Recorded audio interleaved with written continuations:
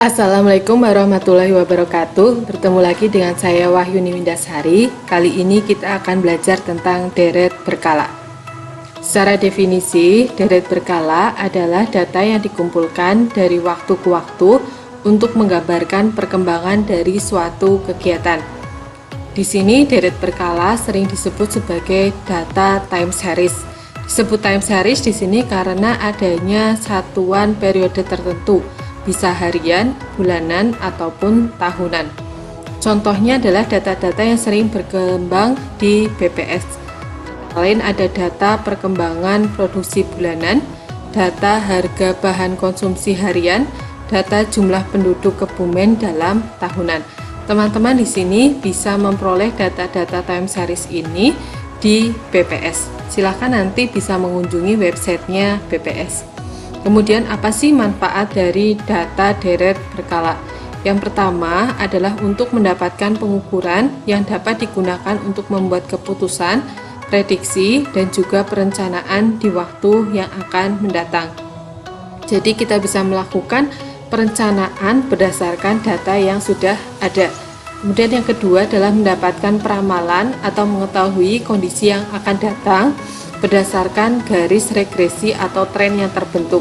Jadi di sini nanti data-data tersebut bisa menunjukkan apakah tren yang terbentuk adalah tren naik atau cenderung tren turun. Nah, untuk mendapatkan bentuk dari data berkala, nantinya ada metode garis lurus atau sering disebut sebagai metode linier. Di sini contohnya ada metode semi rata-rata, metode kuadrat terkecil, ada metode momen. Kemudian ada metode non-linier, ada metode tren kuadratis, dan juga metode tren eksponensial. Untuk yang pertama, saya akan membahas tentang metode kuadrat terkecil dan juga metode momen. Untuk metode kuadrat terkecil, di sini bentuk persamaan garis linearnya adalah Y sama dengan A plus BX, di mana Y ini adalah tadi data penjualan, data jumlah penduduk, kemudian data perkembangan harga konsumsi, sedangkan X-nya di sini adalah data time series-nya, menunjukkan data hariankah, bulanan, ataupun tahunan. Tugas kita adalah menemukan nilai A dan juga nilai B-nya. Nah, di sini berdasarkan metode kuadrat terkecil, nilai B dan juga nilai A bisa diperoleh mengikuti rumus berikut.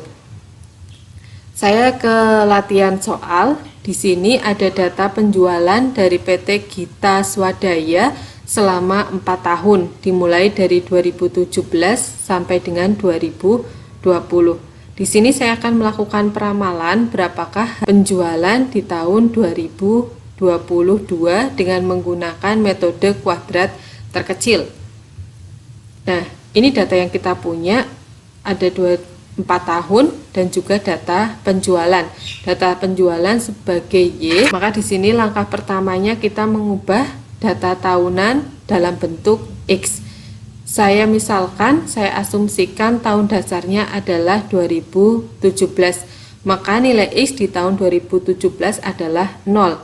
Kemudian 2018 saya asumsikan dengan 1, 2019 dengan 2, 2020 dengan 3. Sedangkan nanti kalau misalkan ada 2016, maka nilai X-nya adalah min 1.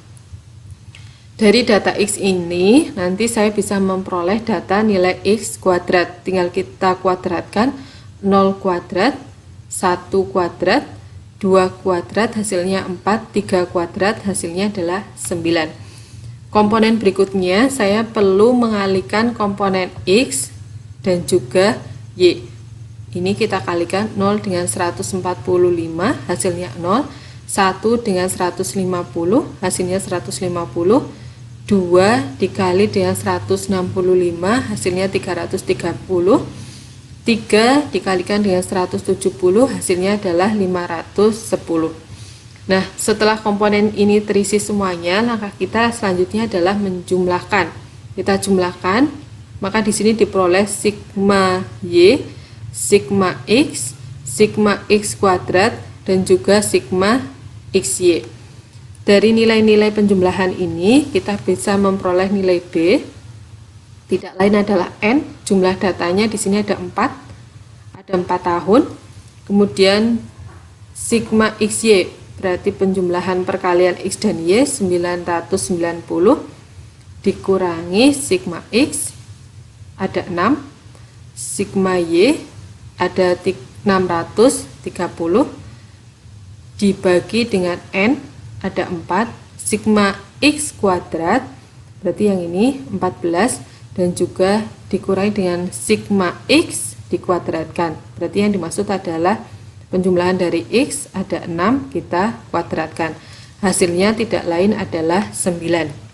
Dari nilai B ini kita bisa memperoleh nilai A nya, yaitu sigma Y dibagi dengan N 630 dibagi dengan 4 dikurangi B nya kita masukkan 9, sigma X ada 6 dibagi dengan 4, hasil akhirnya adalah 144.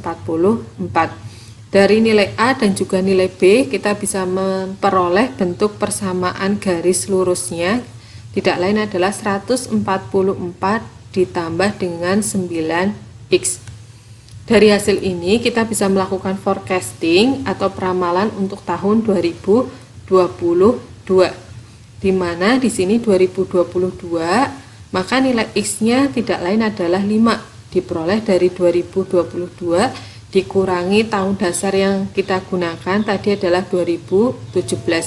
Setelah kita peroleh X-nya 5, tinggal kita masukkan ke persamaan garis lurus yang kita peroleh. Berarti di sini 144 ditambah 9 dikali 5. Tidak lain adalah 189 unit. Oke. Kemudian saya lanjutkan dengan metode yang kedua adalah metode momen. Untuk metode momen di sini ada syaratnya di mana sigma X-nya tidak boleh sama dengan 0. Dengan A dan B diperoleh dari dua bentuk persamaan. Untuk penyelesaiannya saya masih menggunakan soal yang sama dengan komponen yang sudah kita cari sebelumnya. Nah, di sini dari persamaan yang pertama dibentuk oleh sigma Y sama dengan NA ditambah B dikali sigma X. Sigma Y 630 sama dengan NA 4A ditambah sigma X 6B. Kemudian kita mempunyai persamaan yang kedua dari sigma XY sama dengan A sigma X ditambah B sigma X kuadrat. Tidak lain adalah 990. Kemudian A nya kita cari sigma X 6 ditambah B kita cari, kemudian sigma X kuadrat adalah 14. Maka di sini kita mempunyai dua persamaan. Pertanyaannya masih sama, berapakah nilai A dan juga nilai B-nya. Teman-teman di sini bisa mencari nilai A dan nilai B dari dua persamaan menggunakan eliminasi ataupun substitusi. Ya, langkah yang pertama akan saya hilangkan dulu untuk variabel A-nya. Maka di sini persamaan yang pertama saya kalikan dengan 6. 630 dikali 6, 4 dikali 6, 6 dikali dengan 6. Sedangkan persamaan yang kedua, ini 6 biar menjadi 24, maka persamaan kedua semuanya saya kalikan dengan 4.